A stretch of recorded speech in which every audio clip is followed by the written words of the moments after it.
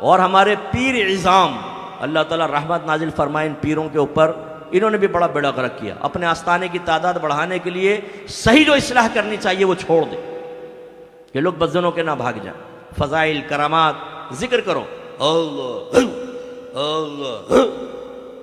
ارے پہلے بھائی مرید کو حرام تو چھڑوا دو، ٹھوس ٹھوس کے حرام کھا رہا ہے، یہاں پر آگے دل پہ ضربے لگا رہا ہے، کچھ بھی نہیں ہوگا۔ 100 سال ضربے لگاتا رہے، اس سے کہاں دل صاف ہوتا؟ موت کو وہ یاد نہیں کر رہا، استغفار وہ نہیں کرتا، قرآن پاک کی تلاوت وہ نہیں کرتا، اچھوں کی صحبت میں وہ نہیں بیٹھتا، ہر قسم کے گناہ وہ کر رہا ہے، آپ دل پہ ضربے لگا رہے اور کہہ رہے ہیں پاک ہو جائے گا دل، اور پھر یہ مثل آئینہ ہو جائے گا، تمہیں عرش نظر آئے گا اس میں۔ اب وہ کان میں پوچھے حضور آپ کو کتنی مرتبہ نظر آیا، کیسا تھا عرش؟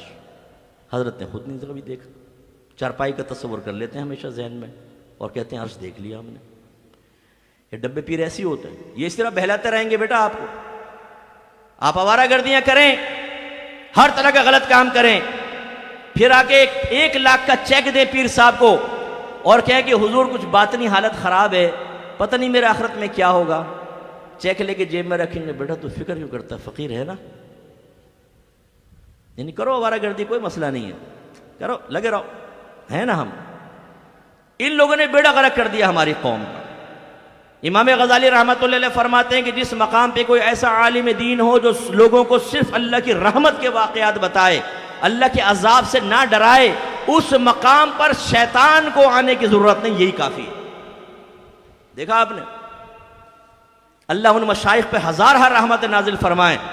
جو بغیر لومت لائم کے خوف کے، کسی ملامت کرنے والے کے ملامت کے خوف کے بغیر اپنے مریدین کی صحیح اصلاح کرتے ہیں،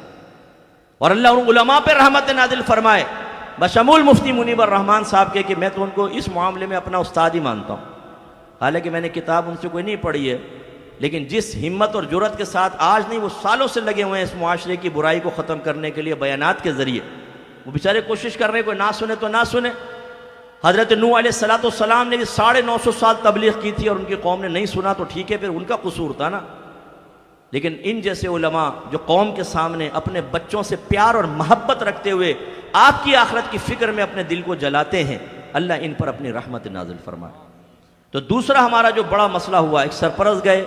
دوسرا یہ نعت خانوں نے بیڑا غرق کیا، تیسرا ہمارے طبقہ علماء نے کیا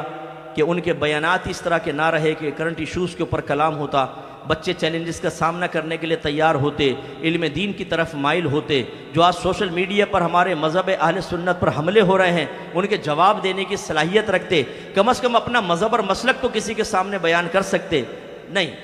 جمعے کے بیان میں آئے تو وہی یہاں سے پکڑا وہاں سے پکڑا، ٹائم پورا کیا غائب، کوئی سیکھنے کو نہیں ملتا۔ 20 سال لوگ اماموں کے سامنے بیٹھے رہتے ہیں، خطبہ حضرات کے، ایک چیز سیکھنے کو نہیں ملتی، یہاں سے پکڑا وہاں سے پکڑا۔ ہر ایک کی بات نہیں کر رہا ہوں، لیکن جو آوا کا آوا بگڑا ہوا ہے، مجھے پتا ہے کہ کیا کچھ ہوتا ہے ہماری مسجدوں کے اندر، اسی لیے ہمارے بچے شروع میں مسجدوں میں آتے ہی نہیں ہیں، یہ آخری ٹائم میں پہنچتے ہیں، بالکل جب کھڑ کھڑ کھڑ کی آوازیں سنتے ہیں نا گھر میں کہ اب مائک خطبے کے لیے لگایا جا رہا ہے، تو یہ بھاگ بھاگ کے جمعے میں پہنچ جاتے ہیں، اور اسی لیے سب سے پہلے یہ راہ فرار اختیار کرتے ہیں، پیچھے بیٹھو تاکہ نکلنے میں آسانی، جوتی پکڑی بھاگ گئے۔ تو